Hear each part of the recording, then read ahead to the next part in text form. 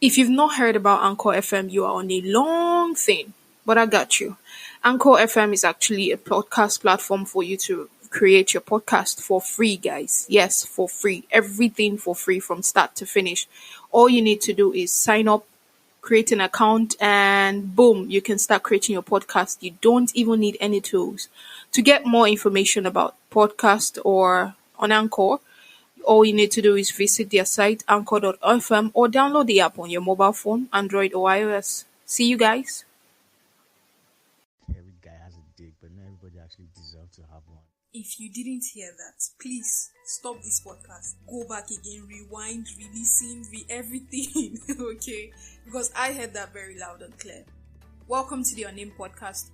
I remain your host, this is TIP. Welcome to the podcast that is for the people and by the people, but we are not politicians, okay? Alright, on today's episode, I promised us that this was going to be the grand finale of life imprisonment and castration, as we've been discussing for like 2 weeks now. And if you've not listened to part 1 and part 2 of that particular topic or this particular topic, please try to do that before joining on this one so that you'll be in sync and follow through. Okay, now I kind of put that response at the beginning because it hits me on different spots when I listen to it, like wow, I was really stunned, and I'm sure you would too. Well, not all of us, I guess. But I'm gonna start off today with response from episode 2. Good morning. Okay, so I'm here once more, and it was a beautiful podcast. So yeah, I'm coming to, as I said earlier, I was going to comment on a few things. So we'll start with Jeff, right? So Jeff is saying that he doesn't want either of the punishments straight up because they need to assess the level of rape. I don't know if that's how I put it, but something like that. So he mentioned different kind of rape and the fact that they shouldn't get the same punishment. Now, going back to what I earlier said, it's still the same thing. See, once there is no consent, right, it's rape. Once there is no consent, it's rape. Whether it was gang rape or whatever form of rape it was, when there is no consent, it's rape. It's as simple as that, and they should get the punishment that is allotted for that thing, which is life imprisonment. Now, the only rape that he mentioned that could have been looked at that, oh, okay, life imprisonment is too hard, is statutory rape. But now, the thing with statutory rape is there are two things. First of all, right, it's technically not rape, right? It's rape, but it's technically not rape because there was consent between two parties, right? No one forced one on another. And second of all, in as much as the law might not agree with my statement that it is technically not rape, we should also consider the fact that the age of consent in Nigeria is not 18 years, but anything under 12 years.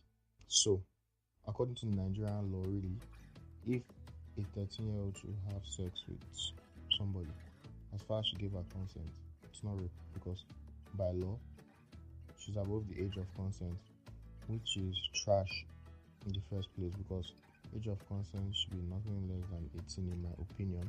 But I think there's a motion in place to get that up. So all I have to say with Jeffrey is that there is nothing like type of rape here. No matter the type of rape, it doesn't take away the fact that you've taken a life from someone and you deserve to be punished for it. So life imprisonment it is. That's just my issue with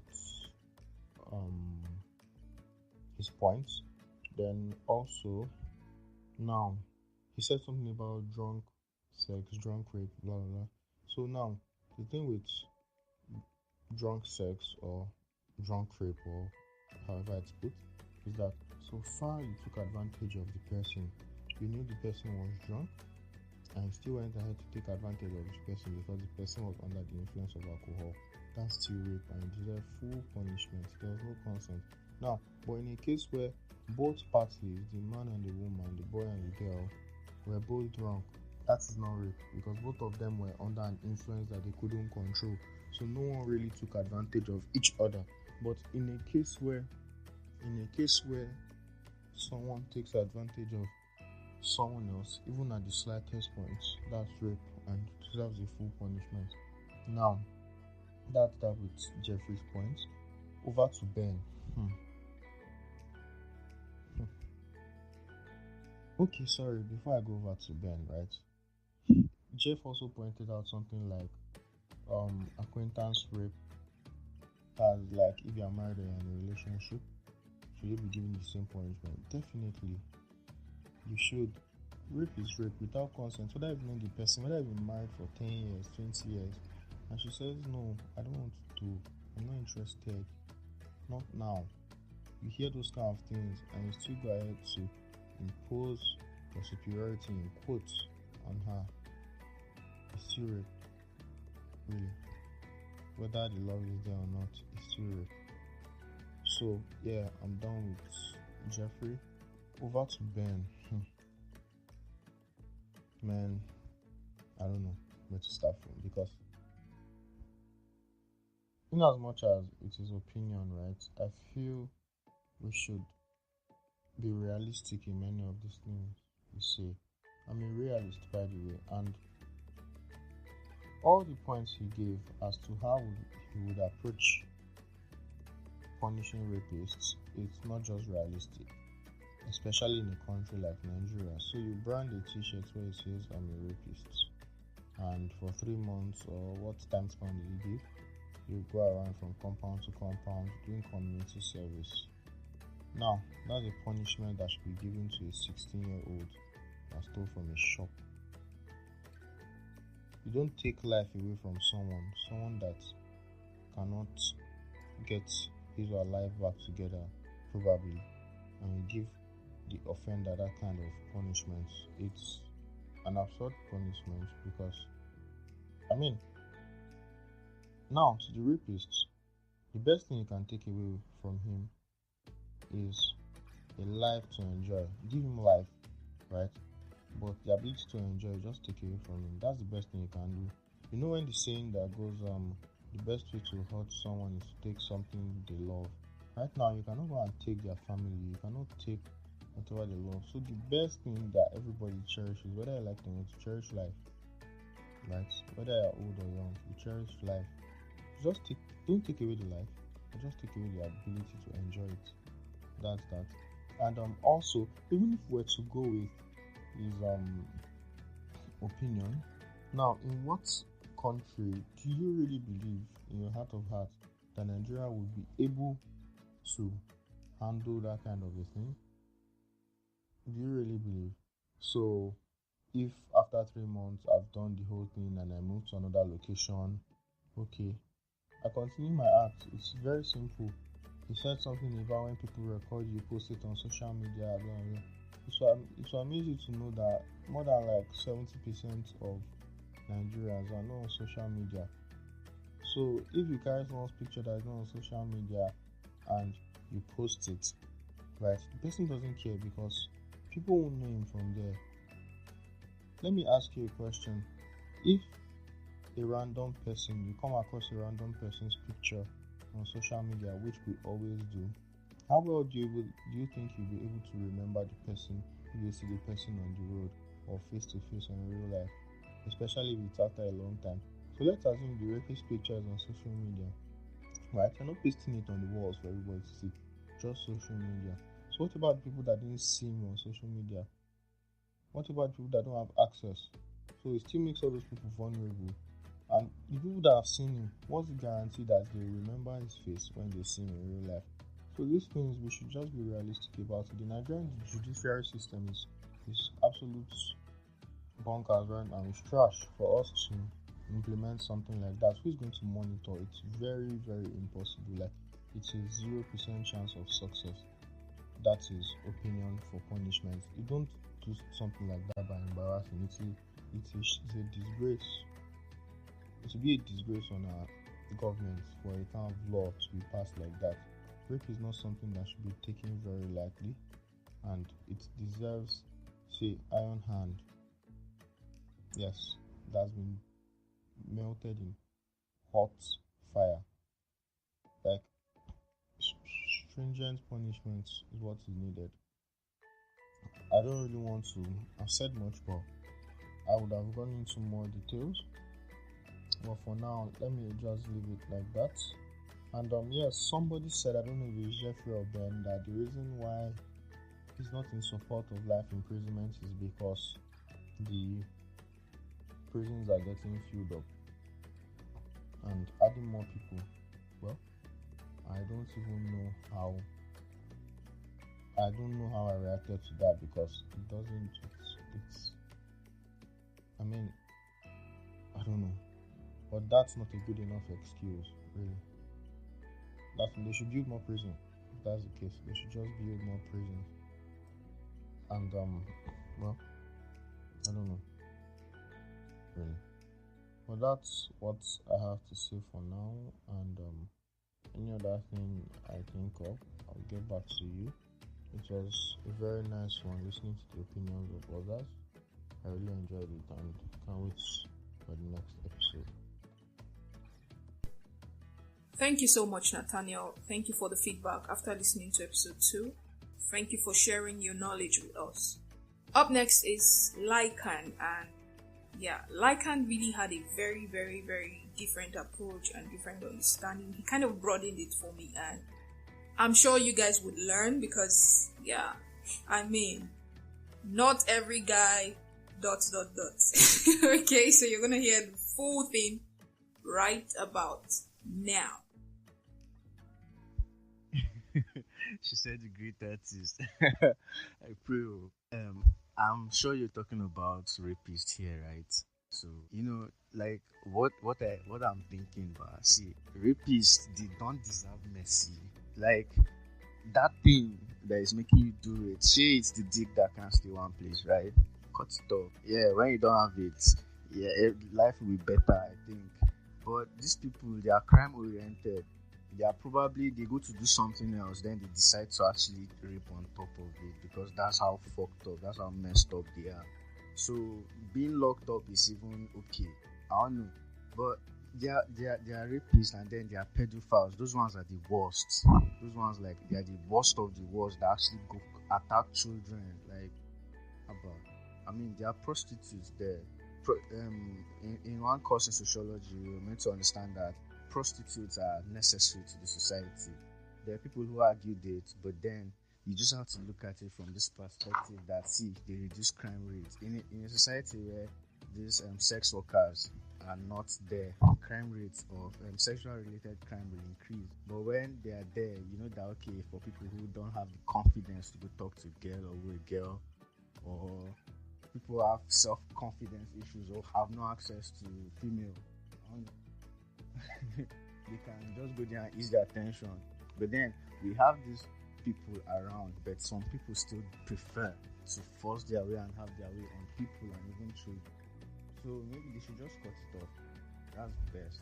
They don't need it, or rather they use it to abuse others, to trample on other people. So they don't need it. They don't even deserve it. They don't know how to use it. They abuse it. It's just unfortunate that everybody has it. Everybody has a dick. Every guy has a dick, but not everybody actually deserves to have one. Some people are better off without it. And if you even take it off from them, they will just switch to a different crime. They're already crime oriented, so they should be locked up. Remove it and lock them up. 2 ways, everything is settled. But if I was going to choose one, they definitely don't need it. Locking them up, they'll still release them and they'll perpetrate more crime. Because it's not a life sentence or something. Just, at least when you want to bath, you look at it, you remember that foolishness. Yes. You remember that thing will make you lose arm. For real, that thing is very, very annoying. It's very, very annoying. Come on. A lot of people have been victims to this kind of scumbag. It's like, it's not fair.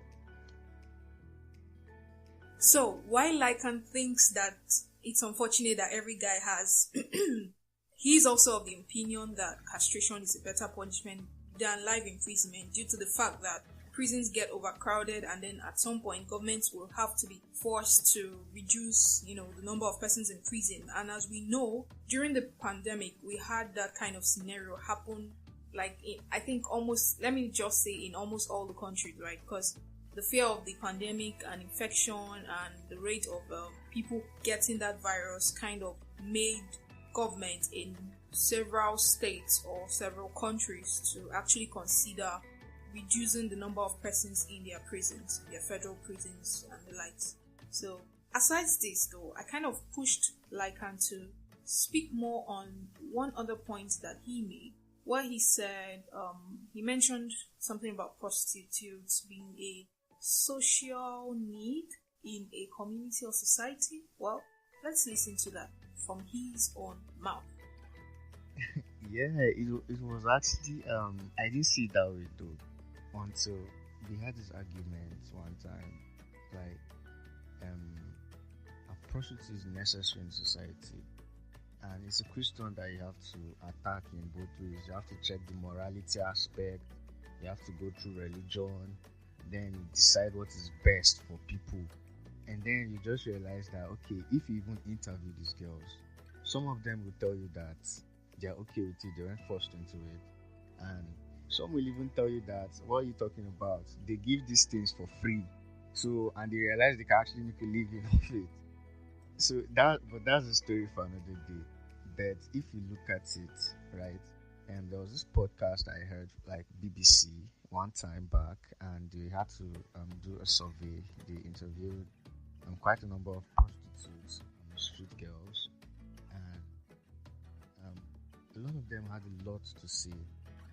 And then people who patronize them, people have wives at home, but they decide to patronize those people. Others decide that they don't even want wives, they don't want keep women at home, but they decide to patronize them. And some, the nature of their jobs, don't even keep them one place. They're in a new city every day, every time. They're either here or here.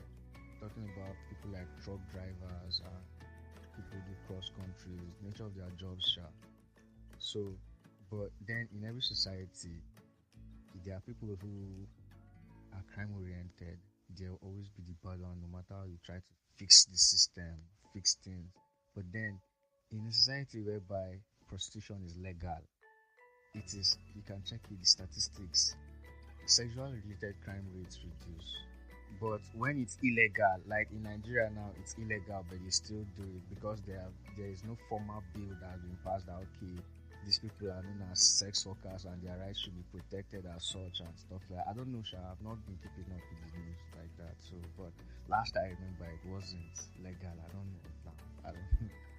So you see, I remember in Lafayette there was this place, brothel close to my house. The police will go there to raid them, right? When they go to raid the place, that's to arrest people who are patronizing them, then arrest, but don't arrest the girls. So they are still there, and if you arrest them, you bring them back, you continue their business. You don't have any other business to give them. They'll just go and arrest people patronizing them. Then the police who went to arrest them will stay there and collect their own share. Like apart from the money payment in cash, like okay, you're here at our mercy, you have to still bribe us. But then the police will still get down to business with the girl. So, like people who are trying to chase from the crime actually end up being their patrons too. Although in the case of the police, they are doing it for free, or they are not paying for it. They are just like, okay, it's the law. You want to be free, you have to do this. So you see, these are criminals in another aspect too. Because if the girls are doing business, they have to pay for their services. It's messed up. But one thing I know that the argument we had, it just made me understand that okay, prostitution may not be morally right. It may not be the first job to go to. You may not want to associate with one because the nature of the job. You be careful. Just a lot of question marks. But then you just have to accept that these people actually make the society. They contribute a lot to the society in a way that people will not admit. Personally, I don't believe in going to them, but there are people who feel that they should go to them, and there are people who will naturally go with that mindset and orientation. That's a different thing. So, and there are certain people that when they are in a certain mood, they don't get it, they resort to violence, they attack people.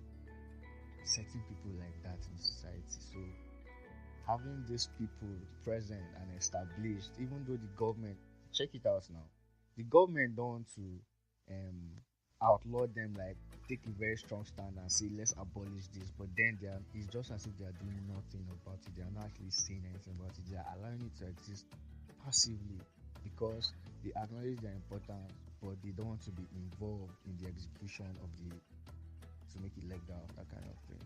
Sorry, we're talking about rape. I don't go talk about prostitution.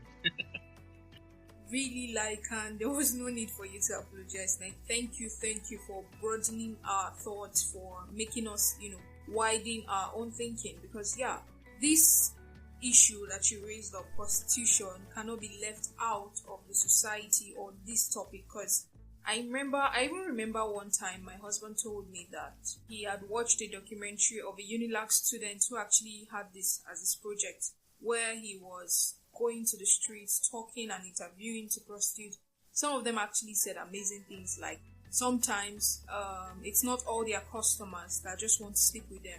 They actually have married customers who come to them just so that they could talk to somebody, or somebody they would feel can listen to them. And that's, for me, like, married men coming to these women for advice. I'm like, wow, interesting. Okay, so thank you so much, Lycan. Lycan also actually added something. He added an advice that he feels has guided him through, which a lecturer of his gave him. Lycan is an artist. He draws, he paints, he does amazing stuff with his hand. I'm not about to advertise him, but yeah. Over to you, Lycan.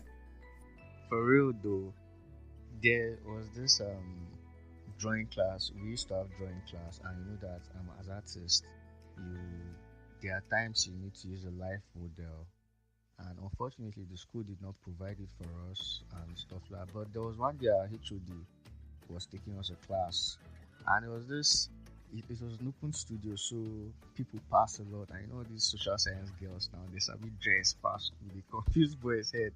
So we'll be in the class and we'll see some of our colleagues will be looking out, checking out these girls passing. Then our HOD got pissed one day and said that as an artist, you need to learn to control yourself. What will happen if we are actually having a live drawing class here and we have to bring in nude models? You won't be able to hold yourself. If you can't control yourself, if you can't see a naked girl and still maintain your composure, then you should not be an artist. And that word sink into my head. He said, practice. If you want to see naked girls, you have girlfriends, go home, tell them to strip, you draw them, you paint them nude. You need it. You need to build your brain, that kind of thing. And I reasoned that thing, and those words were so true. If, as a man, right, if you can't see a girl naked and control yourself, man, there's something wrong with you. Some people lack self-control. They actually have to work on it for it to land them in trouble. A lot of people have actually done things, and when you ask them, they say it's the devil. Which fucking devil? You just lack discipline, you lack self-control. It's a lot of things, man. People shall. You heard the man, guys. It's just lack of self-control, okay? And for some people, this same lack of self-control, they've been trying to hide it, but I feel like maybe it's, for rapists, it's beyond that. Like, it's something spiritual, okay? In my own opinion, that is. So please don't try. You see that part where Lycan was talking about live models and all of that. Please, if you are not an artist, or even if you are and you know you cannot carry it, don't try it at home. I beg you. Please don't try it at home. Don't carry your girlfriend and make her strip so that you see if please, I'm begging you guys, don't try that at home. Okay, he's an artist. They get to draw live models sometimes. So just like we see photographers do the same. So please, if it's not your calling, if it's not in your area of concentration, please don't go and try it at home. Thank you. Okay. Up next would be Hani. Hanatu is not of the opinion that castration is the answer. Neither is she of the opinion that life imprisonment is the answer. However, she has another twist to this. So please, let's listen to her. Okay. What I feel about life imprisonment or castration is neither is okay as a verdict for a rapist. Now, this life imprisonment may be that the rapist is homeless and jobless and every less. So the person is waiting for or looking for an opportunity to have where to lay his or her head on. And a prison is a place where they have beds and they give them free food. So it's a win, a win-win for the person, and it's not, to me, it should be ruled out safe. The person is still living but has scarred another person for life. No. Life imprisonment is not enough. Castration is not even enough for me. You just tampered with the thingy small. I think life a death sentence will be perfect, because that person does not deserve to live. The person is like an animal walking in human form. How would you rape somebody? I don't know. The person is at least sex is something that should be consensual. Both of them should enjoy it. But you're hurting somebody, and it's obvious you're hurting somebody, and you still don't care. That means you could do more. The person is a menace to society and should not be allowed to live. Just like what the Bible says, suffer not the rich to live in the land. Suffer not the rapist to live in the land. You shouldn't be living with human beings. You should be gone. I know that it's not good to think of taking one's life, but come on, that person has taken another person's life by scarring that person for life. The person that is raped will never forget such incidents, and it may even tamper with the person psychologically, emotionally, mentally. So it's really not, those two are not it for me. The person should just be killed by injection or by whatever means, but the person should not live. This is my opinion, Sha. Okay, guys, really. Hanatu had me there. Like, she quoted her own. Come on, like, who does that? She quoted her own scripture. Suffer not, like Hanatu chapter 1 verse 1. Suffer not a rapist to live. Okay. Oh my God. And she also went on to say that. That there are ways that these guys could actually to death. For her, the option is death. It's better death or none of the two. Okay, so she said there are injections. Natu is a microbiologist, so she said there are injections that actually help that process very slow and painful. That I think she went on to tell me that it will burst all the cells inside the person and the heart and stuff like that. Okay, that's really very important. Thank you so much for that, Anatsu. I really appreciate. Suffer not a rapist to live. Well, moving on. We're having Elizabeth as well as Bethel as well as Amy, so that I could just round the entire series on life imprisonment and castration. Finally, these are the last three, and I'm adding theirs. Yeah. So up next is Elizabeth.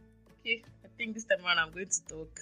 Okay, to the topic, to the question involved. Well, one, I think imprisonment is not like the issue, or should not be the final verdict for rapists, because I think if they try to do life imprisonment for them, one way or the other, if a new government comes like in power or something, they might like free them or allow them to go or something like that, because I think it happens in Nigeria. So I feel they should castrate them, so that when they don't see those things in between or in front of them anymore, they will know that okay, something has really like something really happened that made it like this. Life imprisonment is not even the answer, because even if they come out from the prison, they might not still change.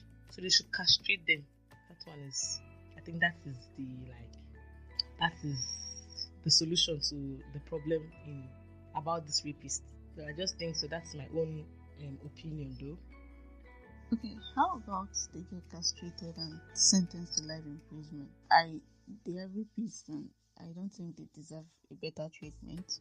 So if castration and life imprisonment are both signed into law as the appropriate punishment for a rapist, I don't think any human in their right mind would want to go through the pain of castration and then spending the rest of their life in prison, except of course if that person has a problem beyond the physical. So I feel castration and life imprisonment combined is actually a perfect punishment for rapists. Plus, let's let us also be mindful that rapists are not just male. A rapist can either be male or female. I'm not disputing the fact that females are more vulnerable, but let's just have that in mind, that a rapist can either be a male or a female. Thank you.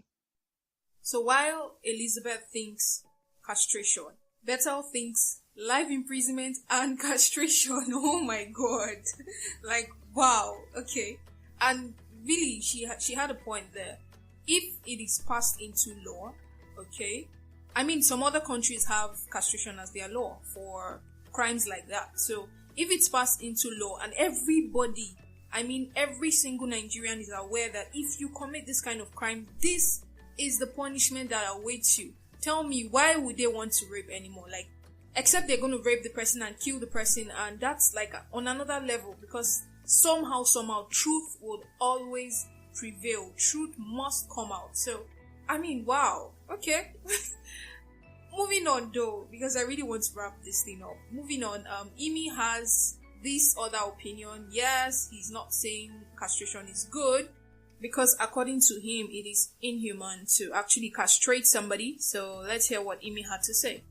To me, imprisonment is better than castration, because castration is a no-no, I beg. Like, we shouldn't even think about it doing to our fellow human. Like, it's inhuman. Like, we're not animals. We cannot be castrating human beings anyhow. Like, it's not worth it. It's not worth it at all. Most people that get involved in rape, most of them are not in their essence of mind. Like, most of them, they are addicted to sex. Most of them, they are trying to prove a point. Most of them spread pressure on one thing or the other. But castration shouldn't be like the punishment or the penalty for rape.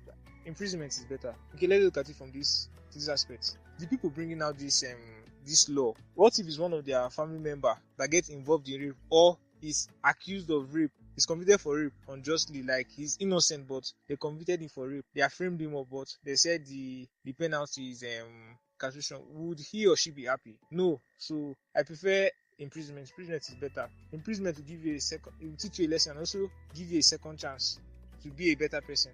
Even though castration is, as a punishment, is what the punishment for rape, but we should temper justice with mercy. We shouldn't just do such. I beg. Imprisonment is better. Thank you so much, Amy, for actually airing your view. And well, with everything said, I love the fact that we all agree on some things, which I am going to be pointing out right now. Number one, we all agree that rape is a crime.